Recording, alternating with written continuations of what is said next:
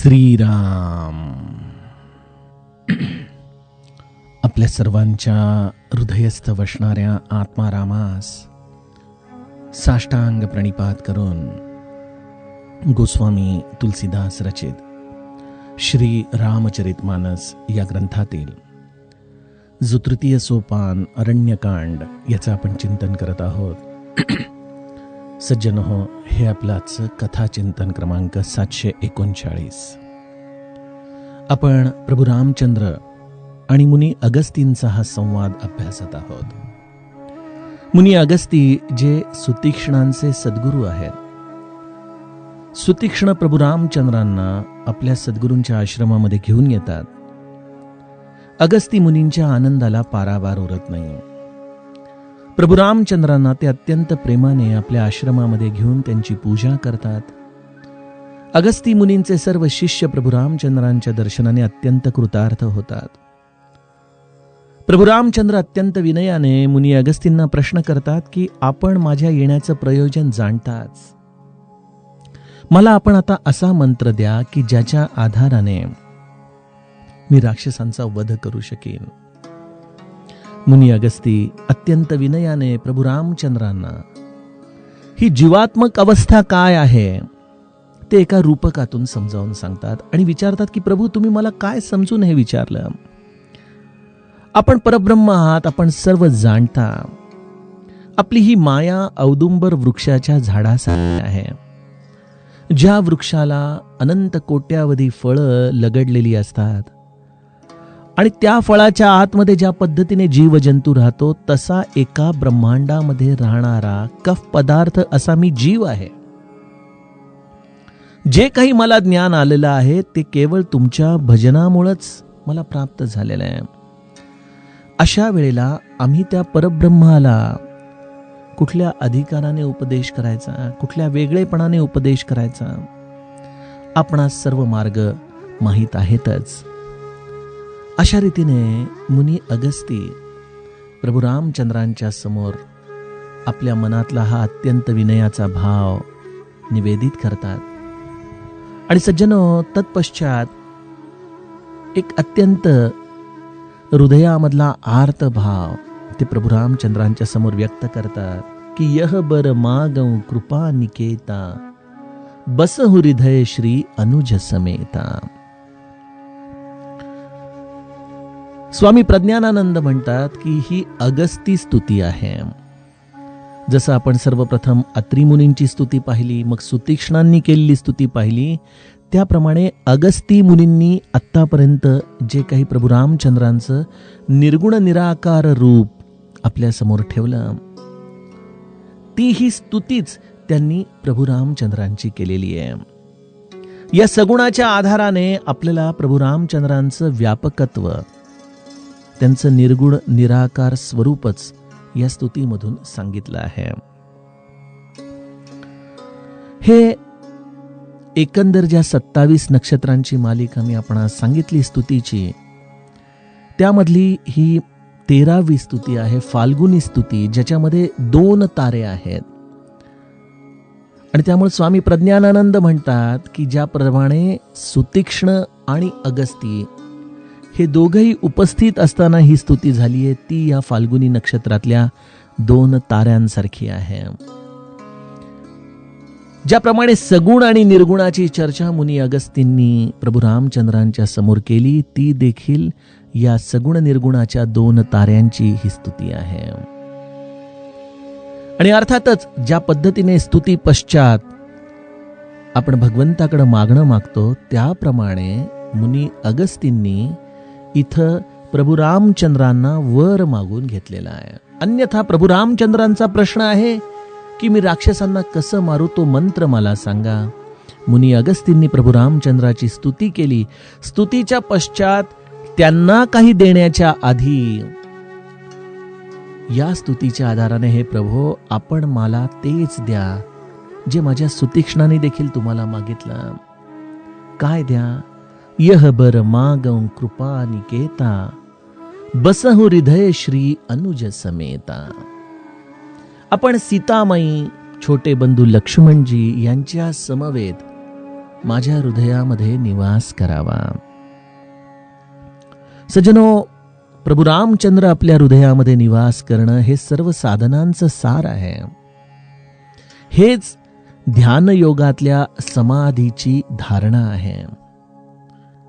जीवाच्यासाठी अत्यंत कृतार्थतेचा क्षण आहे की जेव्हा प्रभू रामचंद्र आपल्या हृदयामध्ये निवास करतील.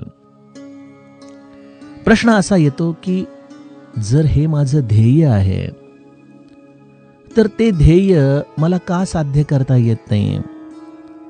आज ठीक आहे, माझी मुनी सुतीक्ष्णांसारखी, मुनी अगस्तींसारखी तपश्चर्या नाही, हे त्याचं स्पष्ट कारण आहेच.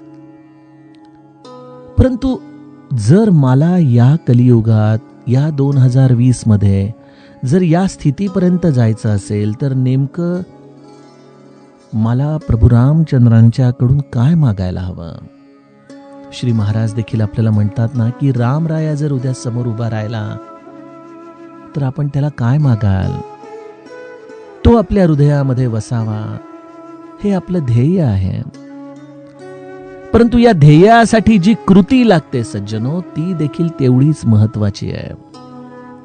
मुनी सुतीक्ष्णांना याबाबत कुठल्याच पद्धतीचं मागणं नसल्यामुळं प्रभू रामचंद्रांनी त्यांची मुख्य भूमिका जाणली की त्यांना नित्य निरंतर हृदयामध्ये आपलं दर्शन हवंय. आणि त्यामुळं मुनी सुतीक्ष्ण हे एक लहान मूल आहेत हे जाणून प्रभू रामचंद्रांनी त्यांना न मागताच अबिरल भगती बिरती विज्ञाना हो सकल गुण ज्ञान निधाना हे न मागताच मुनी सुतीक्ष्णांना देऊन टाकलं. परंतु मुनी अगस्ती हे ज्ञानी आहेत.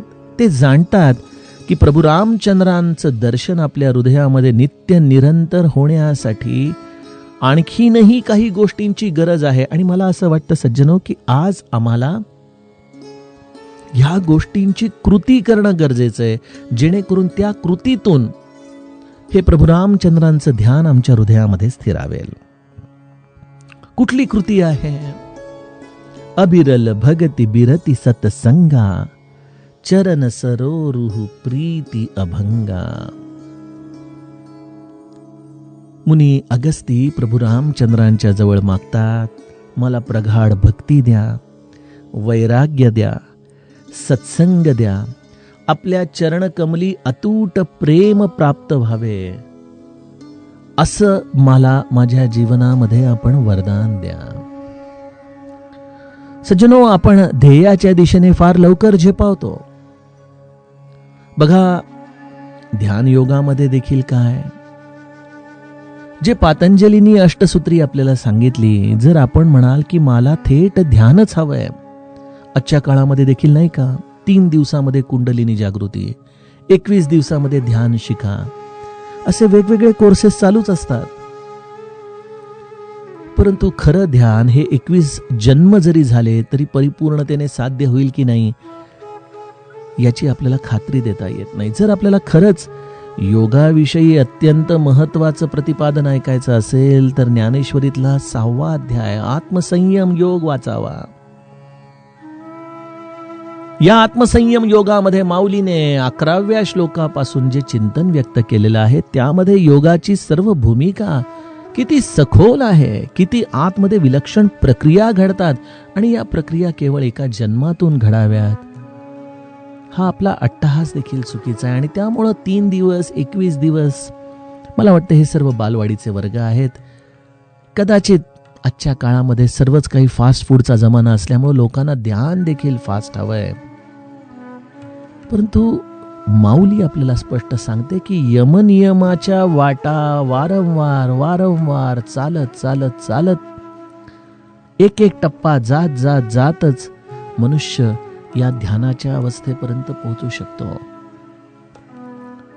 यम आणि नियम हे ध्यान योगामध्ये जितके आवश्यक आहेत त्याचप्रमाणे भक्ती योगामध्ये देखील दुसऱ्या पद्धतीचे यमनियम हे अत्यंत आवश्यक आहेत.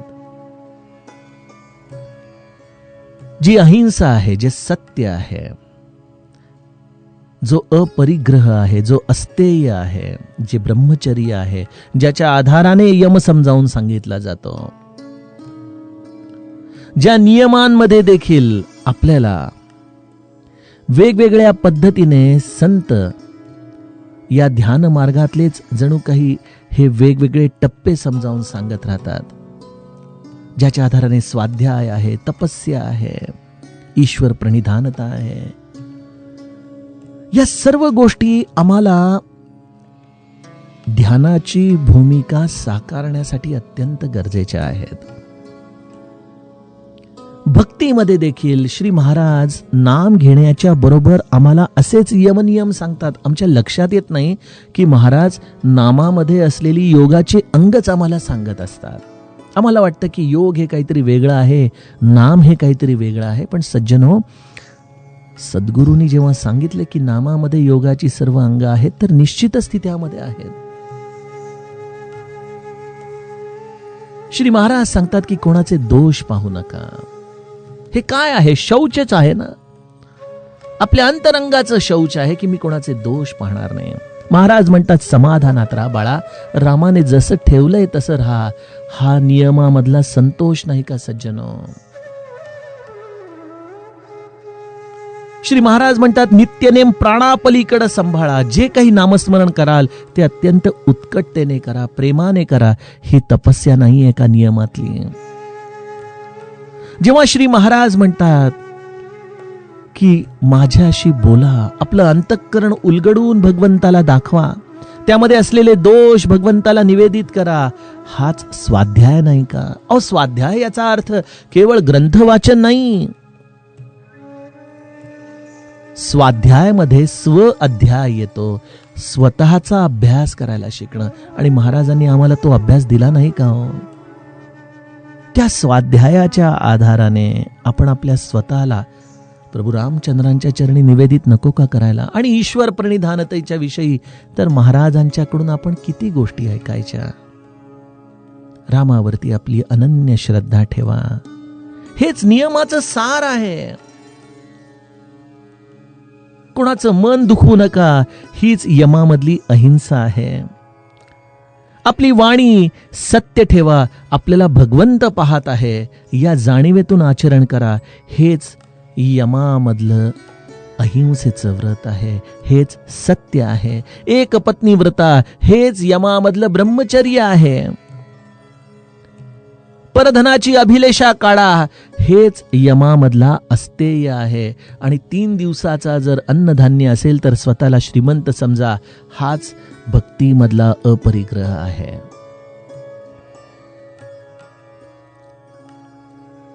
पण कळतंय कोणाला? आम्हाला असं वाटतं की श्री महाराजांचं सांगणं तर फारच सोपं आहे. सज्जनो, तो ज्ञानी यांचा ज्ञानी, पण म्हणवी अज्ञानी. आमच्यासाठी या बोलीभाषेमध्ये पतंजलीची सूत्र श्री महाराज आम्हाला सांगतात, आम्हाला कळत नाही. हेच नामामध्ये असलेलं योगाचं अंग आहे बरं का. आणि मी आपणास हे का सांगतोय?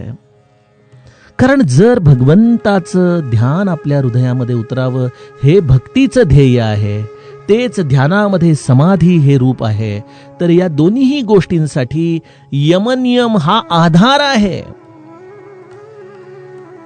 भक्तीचे यमनियम आणि ध्यानाचे यमनियम हे वेगळे नाहीत. आणि या यमनियमांसाठी जीवाला कुठली गोष्ट पाहिजे? 2 गोष्टी पाहिजेत. एक वैराग्य हवं आणि दुसरं सत्संग हवा. या 2 गोष्टींशिवाय भगवंताचं ध्यान हृदयामध्ये स्थिरावणं अशक्य आहे. तुमचं मन लौकिक जगाकडे धावतंय, मला हे हवंय, मला ते हवंय, अशी भूमिका अंतरंगामध्ये आहे. हृदयामध्ये प्रभू रामचंद्रांचं ध्यान कसं राहू शकेल? आपणच विचार करावा. आणि त्यामुळे संतोष हा गुणधर्म का दिलेला आहे? कारण ज्याच्या आधाराने मनुष्य तृप्त राहील. माऊली म्हणते इंद्रियाची घरांमध्ये विषयांचे पाहुणे येणं बंद होऊन जाईल. आणि त्यासाठी वैराग्य हे अत्यावश्यक आहे. अन्यथा इंद्रिय सैरभैर धावतायत आणि आपण म्हणतोय की भगवंता तुझं रूप माझ्या हृदयामध्ये निश्चल राहावं. हे कसं शक्य आहे सज्जनो? आणि त्यामुळं भक्ती ही वरवरची नसावी, दिखाव्याची नसावी आणि लोकांना दाखवण्यासाठी तर मुळीच नसावी.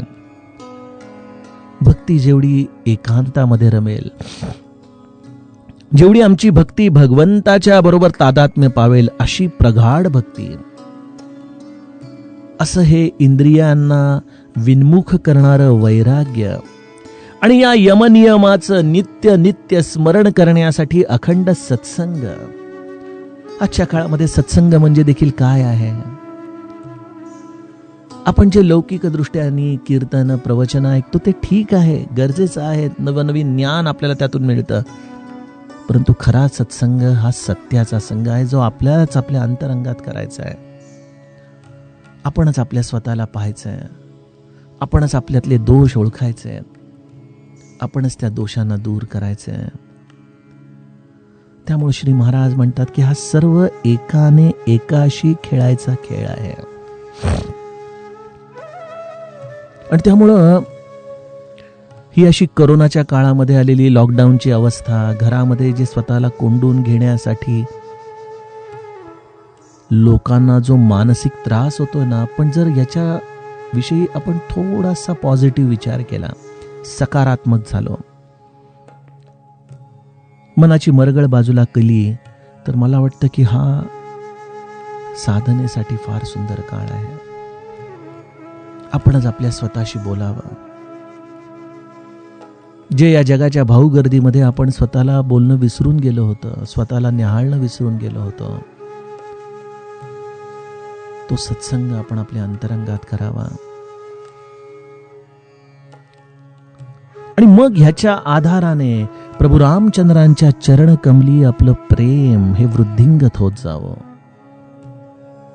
या 4 गोष्टींच्या पहाऱ्यामध्ये जर प्रभू रामचंद्रांचं ध्यान आपण ठेवू शकलो, तर विषयरूपी शत्रू हृदयामध्ये शिरू शकणार नाही बघा. आणि हीच नामामधली ध्यानाची अवस्था आहे. आणि त्यामुळे मुनी अगस्ती अत्यंत ज्ञानी आहेत. ते जाणतात की केवळ प्रभू रामचंद्रांचं रूप माझ्या हृदयामध्ये राहावं एवढं मागून चालणार नाही. त्याच्यासाठी आपल्याला परिकोट देखील मागायला हवा, संरक्षक भिंत देखील मागायला हवी. आणि हीच ती संरक्षक भिंत आहे. अबिरल भगती बिरती सतसंगा, चरण सरोरुह प्रीती अभंगा.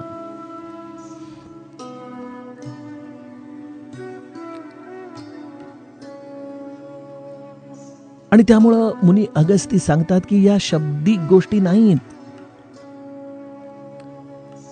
या गोष्टी पुन्हा प्रत्येकाला पुन्हा पुन्हा आपल्या अंतरंगामध्ये अनुभवण्यासाठी स्वतःची पाऊलवाट बनवावी लागते.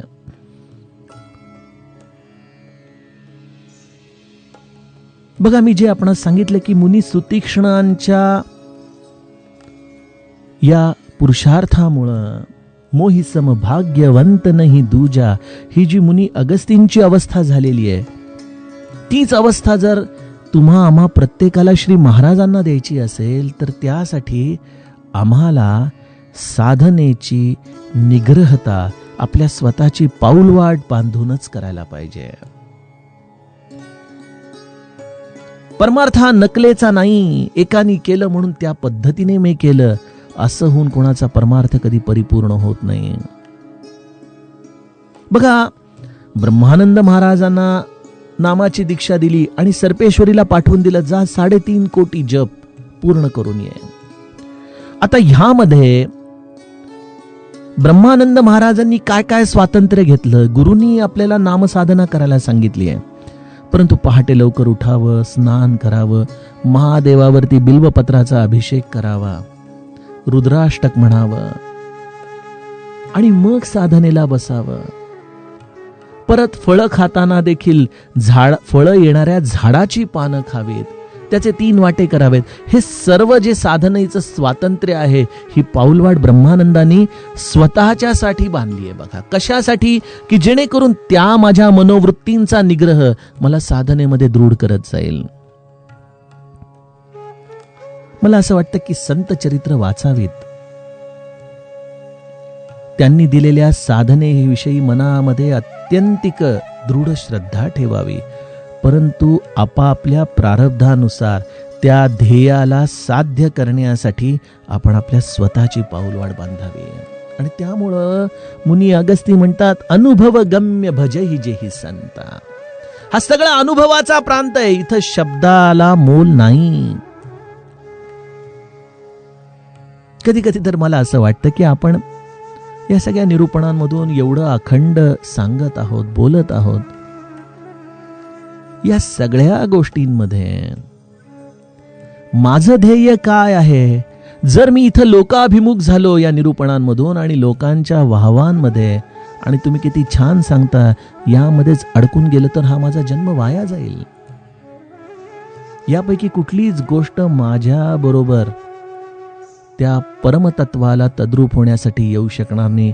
मला यामधली एकच गोष्ट उपयोगाला येईल, जर या शब्दांमध्ये असलेला अनुभव मी माझ्या हृदयामध्ये जाणू शकलो तर. सदा बोलण्या सारिखा चालत आहे, अनेकी सदा एक देवासी पाहे. सगुणी भजे लेश नाही भ्रमाचा, जगी धन्य तो दास सर्वोत्तमाचा. सज्जनो, अनुभव हा महत्वाचा आहे. अनुभव गम्य भजहि जेहि संता.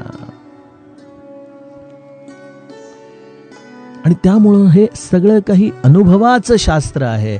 आणि या अनुभवाला जाणण्याचा एकच मार्ग आहे भजन, त्या प्रभू रामचंद्रांचं स्मरण, त्यांचं नाम, आणि त्यामध्ये या असलेल्या भक्ती मार्गातल्या यमनियमांचं नित्य निरंतर चिंतन करून स्वतःची चित्तशुद्धी करत राहणं. आणि त्यामुळं आमचं ध्येय आहे या निर्गुण निराकारापर्यंत जाणं, परंतु त्यासाठी या सगुणाचं भजन अत्यंत महत्वाचं आहे. आणि म्हणून मुनी अगस्ती फिरी फिरी सगुण ब्रह्मरती मानव. मी पुन्हा पुन्हा सगुण ब्रह्मातच रमणं पसंत करीन. हे प्रभो, जरी आपण अखंड आहात, अनंत आहात, असं हे सर्व ब्रह्मस्वरूप आपण आहात. माऊली म्हणते की माझ्या ठिकाणी सर्व हे दृश्य जग, आणि दृश्य जगाच्या ठिकाणी मला जो पाहतो तो ध्यानातच आहे. आणि त्यामुळं या समस्त ब्रह्मांडामध्ये हा रामराया भरून उरलेला आहे. आणि या रामरायाच्या चरणीत सर्व ब्रह्मांड व्यापलेलं आहे. हे ज्याला कळालं तो या प्रभू रामचंद्रांच्या सगुण रूपामध्येच निर्गुण निराकार असलेलं हे परमतत्व ओळखू लागतो. आणि म्हणून सज्जनो, संतांनी या निर्गुण निराकाराला प्राप्त करण्यासाठी सगुणाची कास धरली, आणि या सगुणाच्या आधारानेच ते परिपूर्णत्व प्राप्त केलं. म्हणून मुनी अगस्ती म्हणतात की जरी माझी ही स्तुती निर्गुण निराकाराची असली तरी रामा फिरी फिरी सगुण ब्रह्मरती मानव. सगुणी भजे लेश नाही भ्रमाचा. महाराज म्हणायचे, अवघडातले अवघड ग्रंथ वाचा, अवघडातली अवघड प्रमेय वाचा, परंतु त्यामधून नामासारखं सोपं आपल्या जीवनाला आचरणशास्त्र द्या. कशासाठी? कारण नाम हे किल्ली आहे, ही सर्व दरवाजे उघडण्याची. किल्ली सोडून तुम्ही कुलपाचा आणि दरवाजाचा कितीही विचार केला तरी तुमच्या जीवनात त्याचा उपयोग होऊ शकत नाही. असं हे नाम या गुरु किल्ली सारखं आहे बघा सज्जनो. म्हणून सगुण पूजन, म्हणून सगुणाचं ध्यान, म्हणून सगुणाचं नाम, या सर्व गोष्टी श्री महाराजांनी आम्हाला नित्य निरंतर सांगितल्या आहेत. आता मुख्य प्रश्नाकडे मुनी अगस्ती येतात की संतत दासन देहू बडाई, ताते मोही पूछे रघुराई. रामा, तुझा स्वभाव मी जाणतो, तू नेहमी सेवकांना मोठेपणा देत आलेला आहेस रे. आणि याच तुझ्या विचारधारेमधून तू मला विचारलंस की मला असा मंत्र द्या की ज्या आधाराने मी राक्षसांना मारू शकेन. रामा, हा तुझ्या स्वभावाचा मोठेपणा आहे. सज्जनो, हा जर गुणधर्म आम्हाला आमच्या जीवनात उतरवता आला तर एखादा मनुष्य आम्हाला जेव्हा अशा पद्धतीने मान सन्मान देतो, अधिकार देतो, तेव्हा खरं तर आपण त्या अधिकारापेक्षा त्याचं मनाचं व्यापकपण अभ्यासावं की त्याचं मन आपल्या अधिकारापेक्षा मोठं आहे.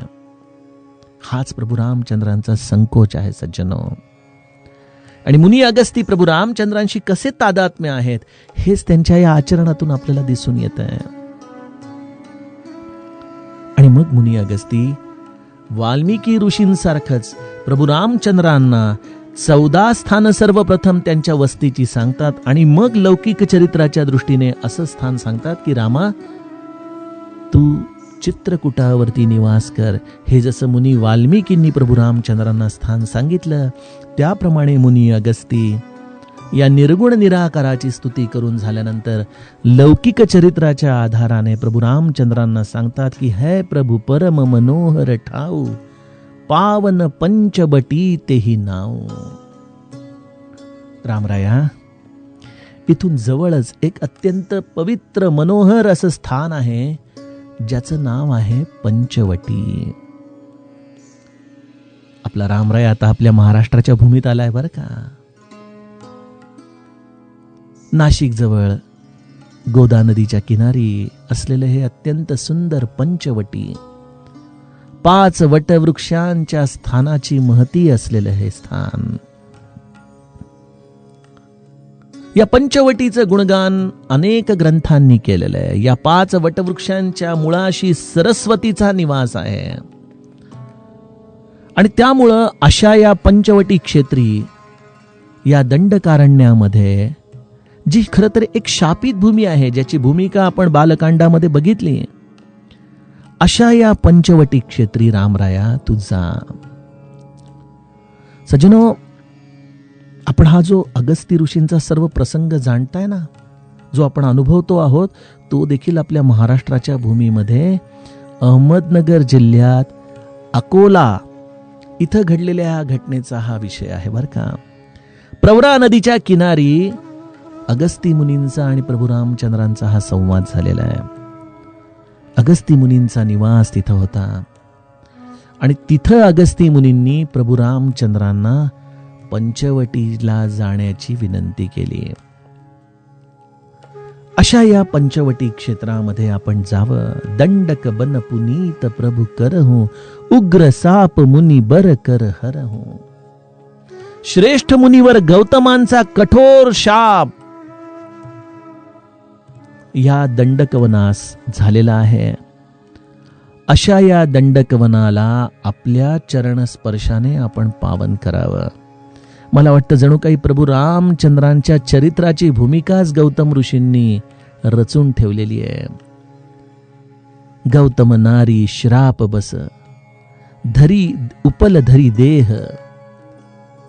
हे जसं गौतम ऋषींच्या शापाला पुन्हा उशाप देऊन अहिल्याचं हे विलक्षण चरित्र प्रभू रामचंद्रांनी रचलं, त्याचे सर्वे सर्वा होते गौतम ऋषी. मुनी श्राप जो दीना, अति भल कीन्हा, परम अनुग्रहमय माना. हे जे अहिल्या माता प्रभू रामचंद्रांना सांगते, हे देखील ज्यांच्या शापामुळे घडलं ते हे गौतम ऋषी. त्याच गौतम ऋषींनी गोहत्येच्या मुळे संतांना शाप दिला होता की या दंडकारण्यामध्ये तुम्ही साधना करू शकणार नाही. आणि मग त्याचा उशाप हाच होता की जेव्हा या अरण्याला प्रभू रामचंद्रांचा चरणस्पर्श होईल, त्यावेळेला ही भूमी अतिपावन होऊन जाईल. आणि त्यामुळे दंडकारण्य हे स्वाभाविकता प्रभू रामचंद्र येण्याच्या आधी राक्षसांची भूमी होती. तिथं ते जास्त रमत होते. अशा दंडकारण्यामध्ये प्रभू रामचंद्रांनी जावं आणि त्या स्थानाला परमपवित्र करून टाकावं. हेच या अकोल्यापासून पंचवटीला प्रभू रामचंद्रांना पाठवण्याचं प्रयोजन होतं. गौतम ऋषींचा हा कठोर शाप आपण नष्ट करावा. बास करहुतः रघुकुल राया, की जे सकल मुनीन परदाया. हे रघुकुल स्वामी, आपण सर्व ऋषी आणि मुनींवर दया करून तेथे निवास करावा. अशा रीतीने प्रभू रामचंद्रांनी मुनी अगस्तींच्याकडून आपल्या या चरित्राची पुढची दिशा मिळवली. आणि आता इथं खऱ्या रामायणाचा हा गाभा या पंचवटी ठिकाणी लिहिला जाणार आहे.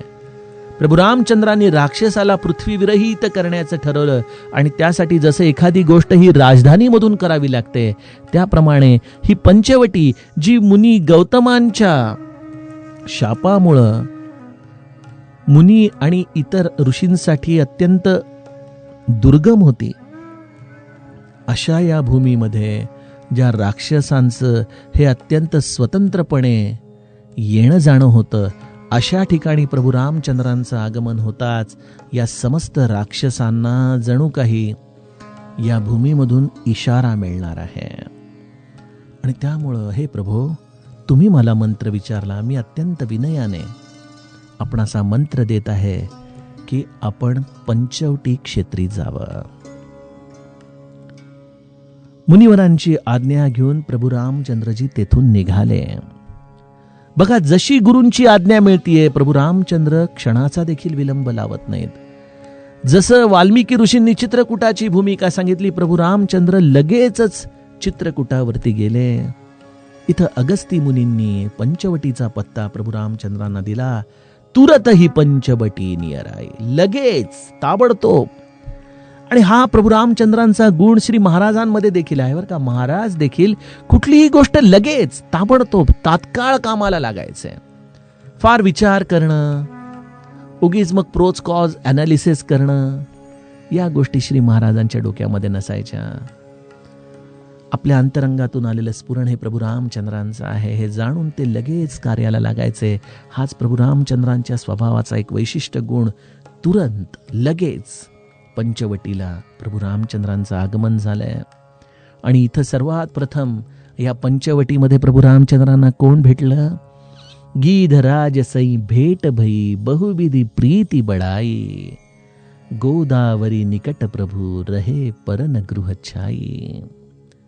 तेव्हा या पंचवटीमध्ये प्रभू रामचंद्रांना कोणी मनुष्य भेटला नाही, कोणी देवता भेटला नाही, परंतु या सगळ्यांपेक्षा देखील परम वैष्णव, परंतु देहाने मात्र अत्यंत अधम असलेला गिधाडांचा राजा जटायू हा या दंडकारण्यामध्ये प्रभू रामचंद्रांची वाट पाहत बसलेला आहे. प्रभू रामचंद्रांची जटायूशी भेट झाली. त्याच्याशी खूप प्रकाराने प्रभू रामचंद्रांनी प्रेमालाप केला. आणि मग प्रभू रामचंद्र गोदावरी किनारी गेले. आणि अशा या गोदावरीच्या किनारी प्रभू रामचंद्रांनी चित्रकूटासारखी सुंदर पर्णकुटी बनवली. आणि प्रभू रामचंद्र, सीताजी आणि लक्ष्मण या गोदावरी किनारी या पर्णकुटीमध्ये आता आपला निवास करू लागलेले आहेत. सज्जनहो, हा दोहा यामध्ये अनेक घडामोडी घडून गेलेल्या आहेत. या प्रत्येक घडामोडीला थोडासा न्याय द्यायला हवा. हा जटायू कोण आहे, ही गोदावरी कोण आहे, या सर्व गोष्टींचं चिंतन आपण आता उद्याच्या कथाप्रवाहामध्ये करूयात. जानकी जीवन स्मरण. जय जय राम.